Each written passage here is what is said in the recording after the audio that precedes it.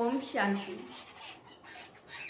आजकल रिश्तों में जो एक दूसरे को दुख मिल रहा है, चाहे फिर पति पत्नी का रिश्ता हो, चाहे भाई भाई का रिश्ता हो, कोई भी रिश्ता हो, ये दुख क्यों एक दूसरे से मिल रहा है? क्या कारण है?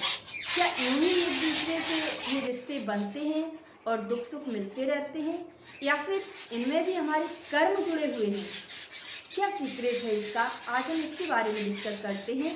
तो एक कहानी के माध्यम से हम जानेंगे कि क्यों एक दूसरे को रिश्तों में दुख मिलता है या सुख मिलता है, क्या कारण है। तो एक बार एक राज्य का एक बहुत बड़ा राजा था, और वो राजा बहुत बड़ा न्यायप्रिय और भक्त भी था भगवान का। तो उसने एक बहुत बड़ा अपने राज्य में ठाकुर जी का मंदिर बनवाया हुआ था। जब उसने उस राज्य में एक मंदिर बनवाया तो उस मंदिर में एक पुजारी रखा, और पुजारी एक ब्राह्मण था। अब उस पुजारी को मंदिर में रख लिया 20 वर्षों से। अब वो पुजारी सेवा करता आ रहा था ठाकुर जी की। उसी दौरान राजा को एक पुत्र की प्राप्ति होती है। उस पुत्र को वो बड़ा करता है, शिक्षा देता है, सब कुछ करता है, राजपाट कैसे चलाना है वो सब सिखाता है। और तत्पश्चात अपने उस राजकुमार की शादी एक राजकन्या से कर देता है। अब राजकन्या जब शादी करके उस राज्य में आती है तो वो रात को जब सोने के लिए चली तो उसको रात भर नींद नहीं आई। उस राजकन्या को जब नींद नहीं आई तो उस कमरे में वो इधर उधर टहलने लगी। जब टहलने लगी तो उसकी नज़र राजकुमार की एक तलवार पर पड़ी, जो हीरे जवाहरातों से जड़ी हुई चमक रही थी। उस राजकन्या ने उस तलवार को उठाया, और तलवार को उठा करके जैसे ही देखने लगी तो वो तलवार जो थी, वो तलवार उस राजकुमार की गर्दन पर यकायक गिर पड़ी। और जैसे ही वो तलवार गिरती है तो उस राजकुमार की गला कट करके हत्या हो जाती है, मौत हो जाती है। अब जब उस राजकुमार की मृत्यु हो जाती है तो जो राजकुमारी थी वो बहुत परेशान हो गई, बहुत दुखी हो गई। अब उसने विचार किया कि अगर हम सुबह उठते ही सबको ये बताते हैं कि ये मेरे हाथ से ही तलवार गिर गई और गला कट गया, तो लोग यकीन नहीं करेंगे मेरे सच पर। तो ये सोच कर के वो चुप है। अब वो सोचती है कि क्या कहे। वो सुबह उठते ही जैसे ही सुबह हुई तो कन्या विलाप करने लगी, चिल्लाने लगी, चीखने लगी अपने कमरे में ही। तो राज दरबारी सब आ गए कमरे में। उसके बावजूद राजा भी आ गया। जब राजा आया तो राजा ने पूछा, ये किसने गला काटा है, किसने मारा है मेरे बेटे को। तो अब राजकन्या वो क्या बोले। तो जब उसको कोई जवाब नहीं आया तो उसने कहा कि मुझे नहीं मालूम ये किसने काटा है। जब उसने ये कहा मुझे नहीं मालूम तो राजा ने कहा कि वो था कौन। तो उसने उसी मंदिर की तरफ इशारा कर दिया कि इधर ही वो जो भी था वो इधर इस मंदिर की तरफ चला गया है। जब ये कहा तो राजा भी उस मंदिर की तरफ गया, उसके सैनिक भी गए। और जब सैनिक और राजा सब पहुंचते हैं तो क्या देखते हैं, वहाँ पर वही वो ब्राह्मण, वो पुजारी पूजा कर रहा है मंदिर में। तो सबने कहा कि यही गया था और इसी ने गला काट करके और यहाँ पूजा करने का ढोंग करना शुरू किया है। अब राजा को यकीन तो नहीं, क्योंकि 20 वर्षों से वो जो ब्राह्मण था वो पूरी निष्ठा और ईमानदारी के साथ उस मंदिर की पूजा कर रहा था। राजा को यकीन नहीं था, लेकिन बाकी के सब लोग कह रहे थे तो राजा को मानना भी था। राजा ने अपने दरबार में बुलाया और उस ब्राह्मण से कहा कि देखो, हमें विश्वास तो नहीं हो रहा है, क्योंकि तुमने 20 वर्षों से मेरे यहाँ जो समय दिया है उससे मुझे मालूम है कि तुम ऐसा नहीं कर सकते हो। लेकिन फिर भी इन सब के कहने से, जनता के कहने से, सैनिकों के कहने से मैं तुम्हें दंड अवश्य दूंगा।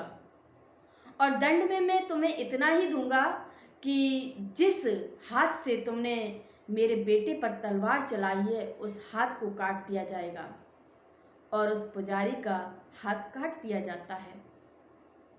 अब वो दुखी पुजारी निरपराध वहाँ से निकल जाता है उस राज्य से, और घूमते घामते वो इस खोज में निकला कि कहीं तो पता चलेगा कि आखिरकार इस राजा ने मेरी निरपराध होने के बावजूद भी वहाँ क्यों कटवाई, ये बाजू क्यों कटवाई। ये सोच कर के वो चारों तरफ घूमते फिरते पता लगाते हुए पहुँचता है काशी में। काशी में उसे पता चलता है कि यहाँ पर एक बहुत बड़ा ज्योतिषी है जो बता सकता है कि क्यों राजा ने आपकी बाजू को कटवाया है। अब वो उस ज्योतिषी के घर पहुँचता है। जब ज्योतिषी के घर पहुँचता है तो वो ज्योतिषी तो घर में नहीं होता है, लेकिन उसकी पत्नी होती है, और वो पत्नी उस ज्योतिषी की यानी कि अपने पति की ही बहुत आलोचना करने लगती है, बहुत भला बुरा कहने लगती है अपने पति के बारे में।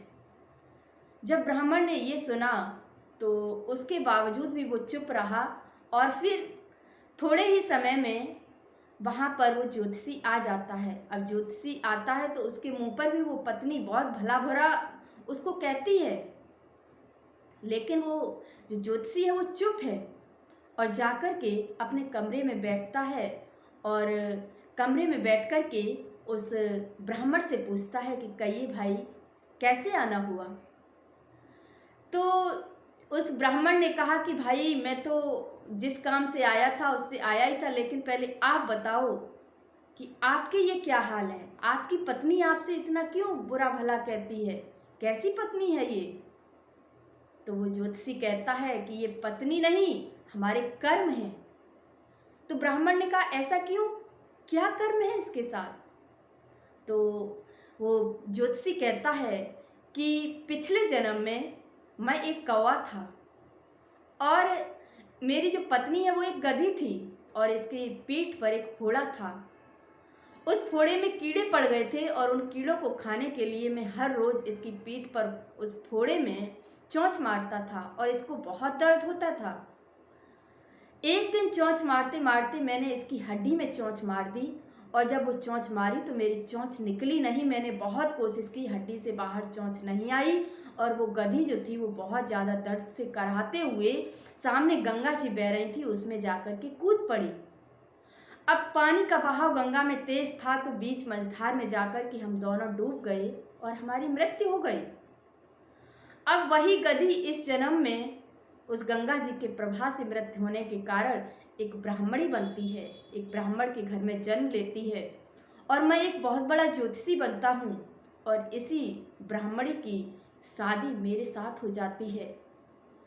अब मैंने उसको जो दर्द पिछले जन्म में दिया था, तो सीधी सी बात है कि वो मुझे भला बुरा कहेगी ही, वो मुझे दर्द देने की कोशिश करेगी, लेकिन मैं दर्द लेता नहीं हूँ। मैं ये सोच लेता हूँ कि मैंने उस वक्त चोंच तो मारी थी इसके, लेकिन इसको दर्द देने के लिए नहीं मारी थी।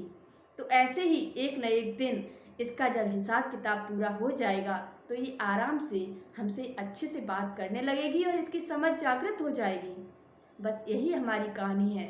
बस अब आप बताइए आपका कैसा आना हुआ।